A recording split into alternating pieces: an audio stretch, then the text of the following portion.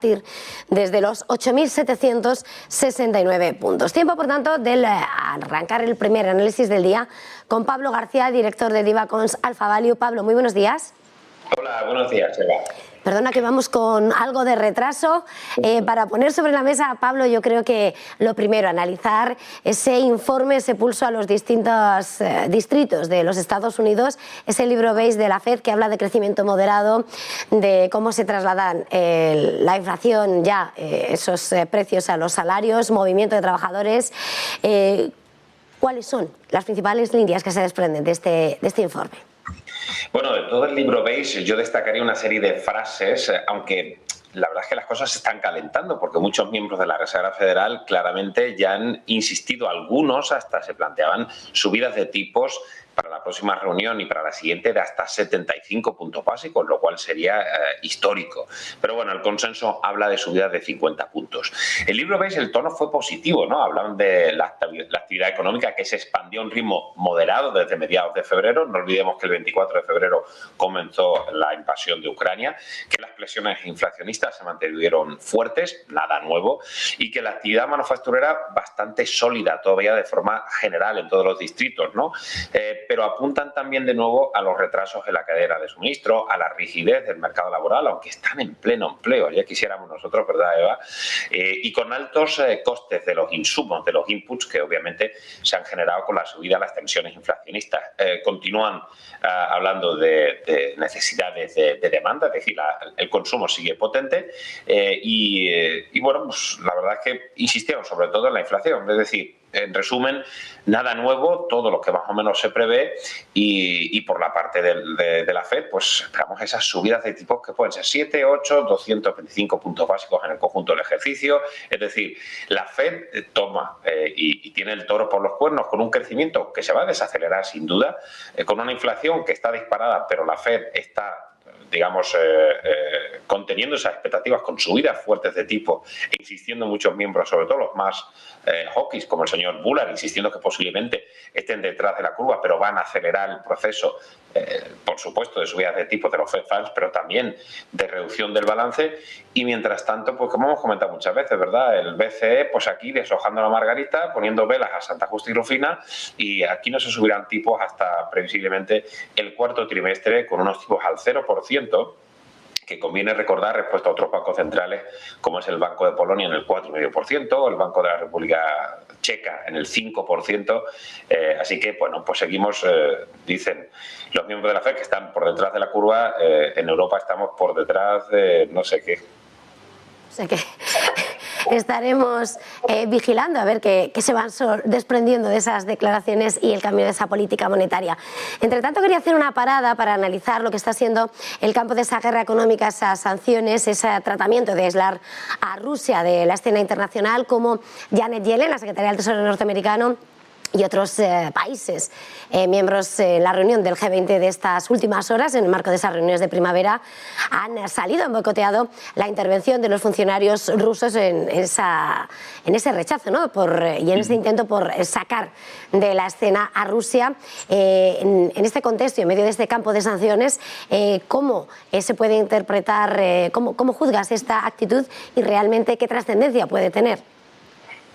A ver, son gestos que obviamente respaldan la actitud de Occidente frente a la barbarie de Putin, pero tienen un efecto mínimo, ¿no? Yo creo que Occidente ha dejado muy clara su postura. Lo que ocurre es que Rusia no para. La ofensiva en Donbass está siendo muy potente, en Mariupol. Es decir, estamos conociendo toda la geografía de Ucrania cuando apenas conocíamos, aparte de Kiev, mucho más.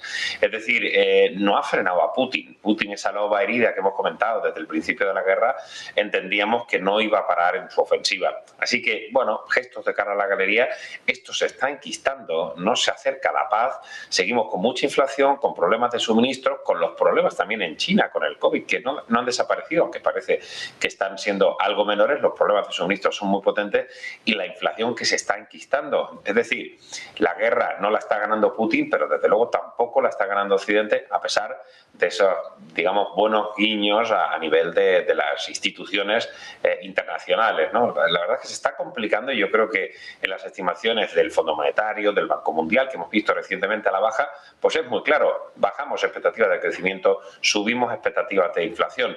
Lo raro es que, bueno, ayer tuvimos una sesión bastante contraria, ¿no? Con subidas de los precios de los bonos, con caídas de los sectores más cíclicos pesados y, sin embargo, recuperando los sectores que habían performado, que habían evolucionado peor, pero la realidad sigue siendo prácticamente la misma y nos vamos a tener que acostumbrar a algunos movimientos extraños como el de ayer de Netflix con digamos, decepciones importantes en los resultados empresariales y, sobre todo, lo peor no va a ser el primer trimestre que estamos conociendo ahora, sino los trimestres siguientes, sobre todo el segundo, que va a ser un shock en estos años de crecimiento.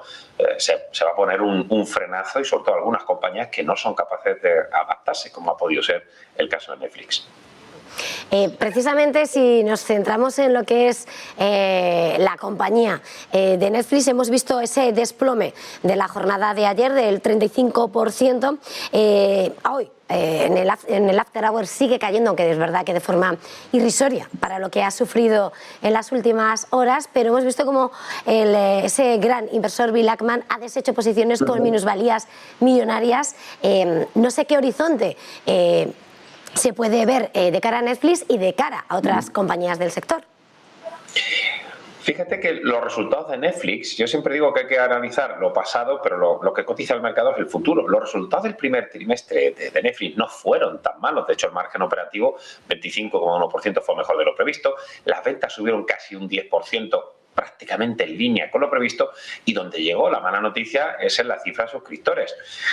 200.000 suscriptores menos de una cifra de 221,6 millones de suscriptores es una temeridad, ¿no? Caer un 35,12% como cayó ayer Netflix. Pero lo que hay detrás es una decepción. Es el señor Bill Ackman de Pershing Square Capital Management, que yo creo que han visto que la tendencia futura de la compañía, que está intentando subir precios, que está intentando encontrar ese pirateo que comenta la compañía con la utilización de los códigos por distintos usuarios, etc., pues no ha sido capaz, ¿no? ¿Es exagerado? Posiblemente sí, pero a eso voy. Estamos en un momento en el que la volatilidad se va a incrementar, en el que las expectativas se han mantenido demasiado elevadas, con unos ratios muy elevados, y siguen con unos ratios elevados, como tantas veces hemos comentado, la diferencia entre la cotización actual con las expectativas futuras de beneficio.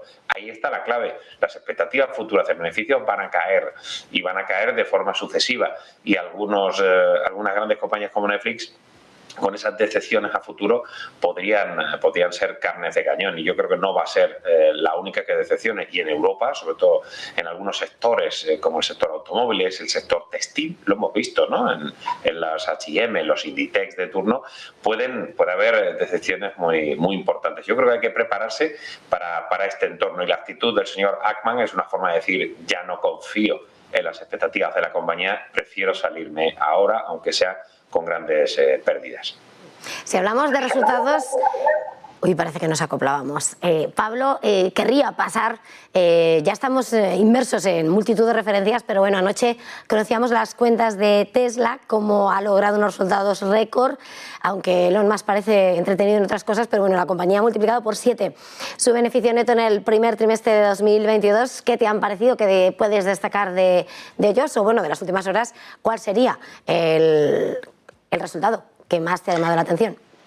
Pues fíjate, ayer por la noche, después del cierre, cuando publicaba Tesla, yo estaba con la piel de gallina, ¿no? Después de ver lo que había pasado con Netflix. No olvidemos que Tesla siempre ha tenido una volatilidad también muy elevada, pero las cifras fueron razonablemente positivas, ¿no? Las ventas casi 18,8 billones, el margen bruto 29,1%, el beneficio neto, como bien apuntabas, empieza a crecer con cierta fuerza, y el free cash flow, $2,23 millones, con lo cual las cifras buenas. Reconoció, como están haciendo prácticamente todas las compañías del sector, que los problemas de suministro van a continuar en 2022, incluso algunos, como fue Volkswagen o BMW, hasta hablaban de 2023, ¿no?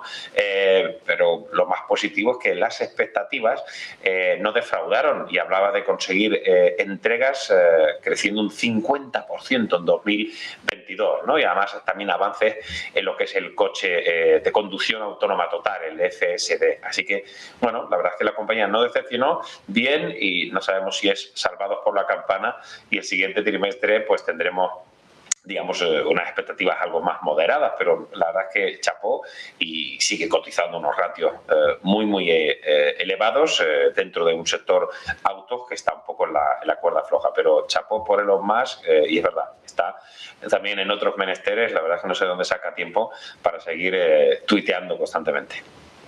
Barriendo más para casa, hoy se arranca la temporada de resultados, pistoletazo de salida una vez más con Bankinter, el sector bancario siendo el primero que va a marcar huella. La semana que viene llega Santander, Sabadell, BBVA. No sé cuál es tu posición con respecto a la campaña que esperamos aquí en España. Y bueno, por mirar al protagonista del día, ¿qué te parece Bankinter? Bueno, nosotros Bankinter nos gusta, la valoración es un poco más ajustada respecto a otros bancos, incluso respecto a Santander o a un BNP que nos encajan más por valoración. El momentum de Bankinter es extraordinario y la verdad es que tanto Pedro Guerrero como Dolores Causa han puesto un banco que está muy equilibrado, que está obviamente muy concentrado en España y muy concentrado en banca comercial y en pymes, y eso le da un perfil interesante para la recuperación de los tipos largos, es decir, para los márgenes de intermediación y para las mejoras en la rentabilidad sobre los fondos propios, en el ROE, pero por contra, ¿no? Cuando comiencen las subidas de tipos, es verdad que el easy money se va a acabar y que compañías, empresas, economía doméstica y administraciones estamos muy endeudados y eso puede provocar una subida a la mora. La verdad es que Bankinter suele publicar, desde luego, prácticamente yo diría los mejores resultados en calidad de la banca comercial española y por eso esa prima con la que cotiza. Pero el entorno de aquí a unos meses con esa subida de tipos que tiene que llegar sí o sí en Europa, eso nos antoja un poco complicado en un país como el nuestro, que ha demostrado que las políticas económicas del actual gobierno no han funcionado, que la situación incluso se ha enquistado, que tenemos una inflación del 9,8%, el consumo se va a resentir y el sector bancario es el sector más cíclico por antonomasia. Así que Bankinter está bien posicionado por calidad dentro de sus comparables, pero en un entorno que de aquí a los próximos trimestres va a ser más complejo. En concreto, este primer trimestre debe ser un primer trimestre satisfactorio que mantenga la tendencia de calidad que hemos visto en los últimos resultados que ha publicado la entidad. Ya para terminar, querría que mirásemos, Pablo, si te parece, a lo que está siendo la situación de los mercados asiáticos, en concreto las fluctuaciones de la bolsa de Shanghái, que bueno, sigue azotado por esa política cero del COVID-19 que está sacudiendo a los mercados. Y quería preguntarte un poco cómo estás viendo la situación de ese mercado chino en estos momentos en los que seguimos mirando a ese primer importador del mundo de petróleo y lo que es ese mercado. Pues es una pregunta muy interesante, con una respuesta bastante compleja, porque ayer lo comentaba con mis analistas, ¿no? ¿Quién se está equivocando? Es decir, China, que hizo una política también muy restrictiva de COVID cuando empezó el COVID y le funcionó francamente bien, es decir, tuvimos que se originó en Wuhan, que ya se nos ha olvidado, y sin embargo se expandió por todo el mundo, pero ellos consiguieron cerrar con una política también muy restrictiva. Y ahora, sin embargo, cuando aquí, precisamente ayer, pues brindábamos por que ya teníamos que dejar de usar las mascarillas en interiores, allí están cerrando, bueno, hablamos de Shenzhen, hablamos de Shanghái, millones de personas que están con unas restricciones que desde luego nos llevan a hace 2 años, ¿no? Es muy extraño, no lo sabemos, no somos médicos, ni siquiera yo creo que ellos lo sepan, ni los epidemiólogos, pero desde luego el mercado cae un 11,61%, el CSI chino, perdón, ya está cayendo un 18% year to date, es decir, el inversor que invierte en Asia está viendo un peligro en ese tipo de movimientos. Es decir, no solo por el COVID y por la posible expansión de una nueva cepa, sino sobre todo porque esos movimientos de restricción a la movilidad provocan más problemas en esas cadenas de suministro y eso genera cierta inflación en un país que es eminentemente deflacionista, ¿no? Así que, bueno, las revisiones a la baja del PIB de China son muy claras y encima tenemos el conflicto, por supuesto, ucraniano, ¿no? La verdad es que sorprendente, ¿no? Pero está yendo más contracorriente. El mercado del Hansen había comenzado bastante bien, bastante mejor en términos comparables y sorprenden estas nuevas caídas y no está en línea con ese optimismo que estamos viendo en algunos mercados, sobre todo esa recuperación con el Dow que tan solo cae un 3% en lo que llamamos de ejercicio. Pues muchísimas gracias por este tiempo de análisis un día más. Pablo García, director de Diva Conserva Value, un placer, feliz jornada y feliz negocio al panadero de la bolsa. Gracias.